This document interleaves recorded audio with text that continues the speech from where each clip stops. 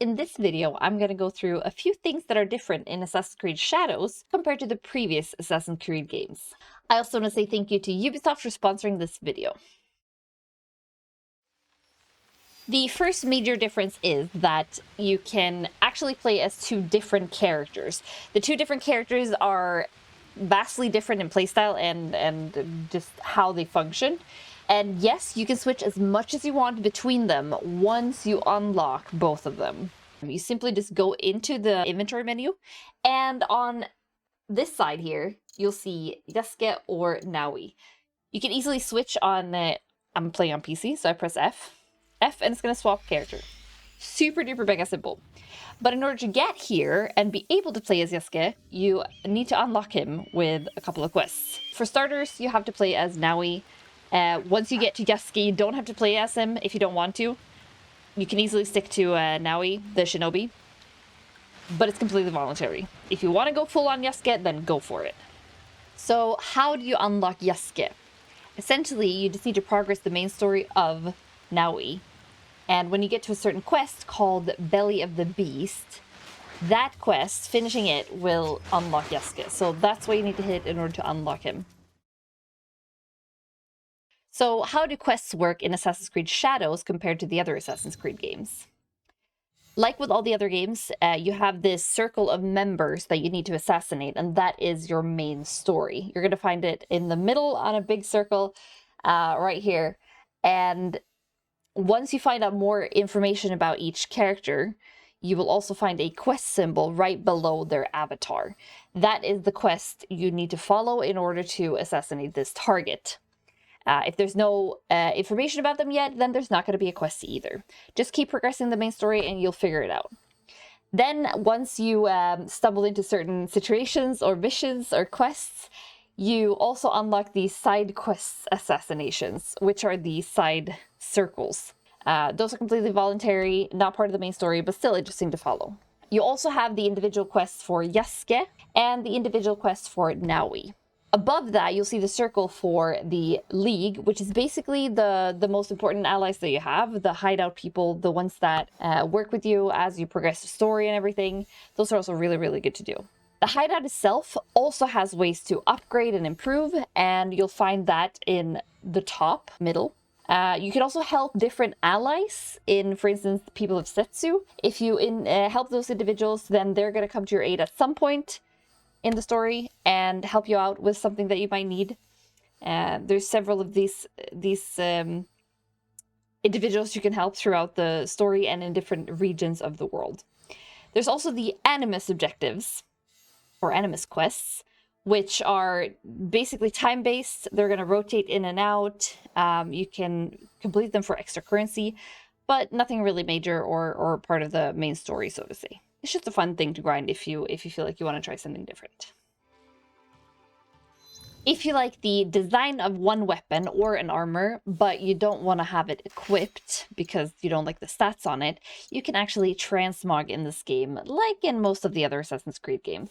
The way that you do this is by unlocking it via the quest called Way of the Blacksmith. It's a relatively early quest, and you essentially have to find a couple of materials and stuff. Finish that quest line, then go into your hideout and build a forge. As soon as that is done, you can go into your gear inventory and you can select the gear that you want to use, but then take a step back and use equip cosmetic or customize the view of it, so to say. The scouts are individuals that are going to help you either smuggle goods and get you materials, sort of like this game's version of Valhalla's raiding system, I would say. But I like this much more. You can also use them to scout for objectives, or like if you have clues and you need to know exactly where to go and who to talk to, then you can use the scouts to scout for an area. Once you have more clues, you can narrow it down and then you scout in that region. So you go into your objectives, and then you'll see the avatars of the characters that you want to possibly assassinate. Underneath them, there is a little quest marker that you can mark, and there you're going to see all of the clues and everything, all the information you have on this character at the moment. If you mark that and then go back onto the map, you can figure out where the location should be. Once you figure that out, kind of in the approximate region, then you can use one scout to send a ping, and that scout will find exactly the location, so you don't have to walk around in the region and look for it. If you don't want to waste a scout, however, you can easily just use the clues, run there by yourself, and just hold right click to scan the environment around you. Wherever there's a blue ping, that means that's where your objective is. Scouts don't reset until the change of season, which means that you don't want to use them too much. You can also, however, replenish them using coins. This can be done either in your hideout or these little small hideout locations that you can find across the map. They unlock with coins as well. Don't worry, you'll get plenty of coins in the game, so it shouldn't be an issue. If you walk up to the bags that are hanging inside either the hideout or this little mini hideout thingy in the cities, then you can pay 200 coins to unlock one scout. But bear in mind, it's only one scout, so you would need to unlock all of them if you want more. You might also want to use them in when you're in castles, for instance, and you find smuggle goods. Then it costs 2 scouts to send them and retrieve products or loot for you, essentially. When you spot an enemy with yellow above their HP bar, it means that they have posture that is basically blocking damage. It works like stamina or whatever you want to call it, and the way that you counter it is by having posture damage. So when you go into your weapons and you choose what you're actually going to be using, then you need to separate the weapon DPS and the posture damage. The posture damage is what's going to break that yellow shield, and then the weapon DPS is going to be your actual damage per second on the target's health. Knowledge points can be found across the world, and they're usually small little quests of finding items or just performing some sort of task. And as you progress these, you unlock knowledge points, and that is gonna eventually level up the knowledge level. Once you do, then your abilities inside each of these, like assassination, shinobi, or the weapons, you've got the tanto, etc., those are gonna increase as well, allowing you to select higher abilities and move up the ranks of these things.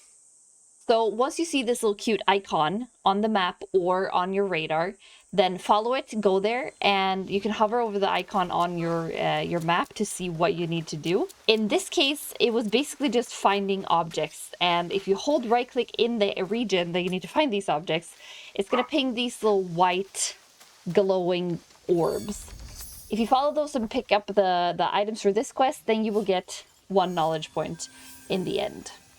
However, the higher you get in level, the more knowledge points you require in order to actually level up the next one.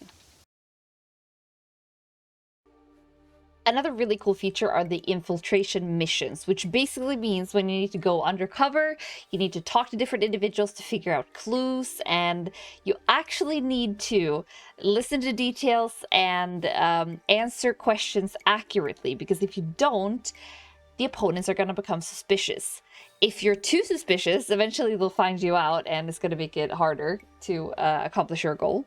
If you do everything flawlessly, then you should be able to follow or hold your disguise and complete the mission relatively smoothly. But it can be small, simple details that you might not have paid attention to, such as like, which way are you supposed to turn this bowl, or what name did I present myself with to this individual and then that individual. You can also see the previous conversation that you've had with someone. So if you're unsure, like, wait, what did I actually tell this person? I don't remember.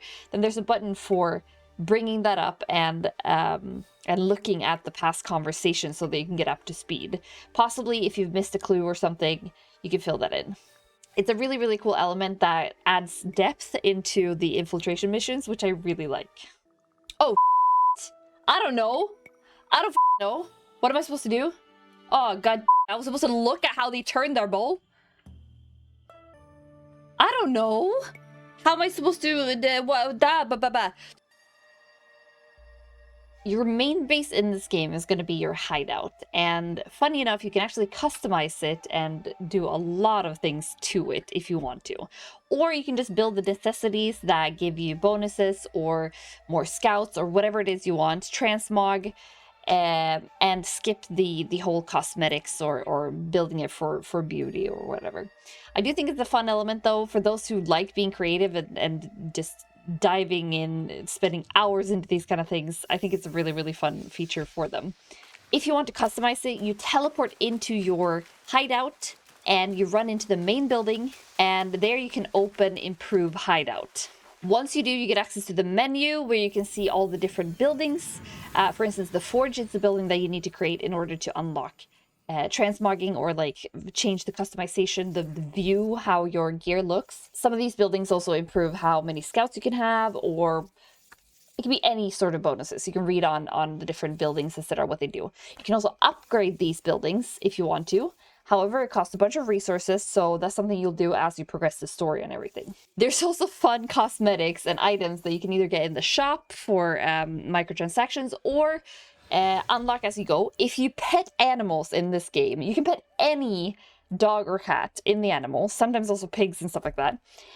If you pet them, then they are going to become possible to select and place in your hideout, which is really, really cute.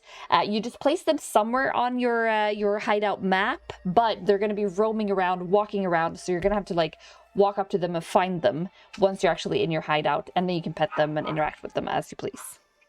Some of these items and buildings are also completely cosmetics, you'll see, but if it has some sort of effect, then that means that it improves something for you or for your base or your gameplay in some way.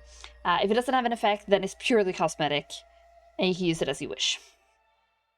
That was it for this video. If you did like it, please subscribe and leave a like and a comment, and also check me out on Twitch when I'm live streaming this game, or some other game for that matter.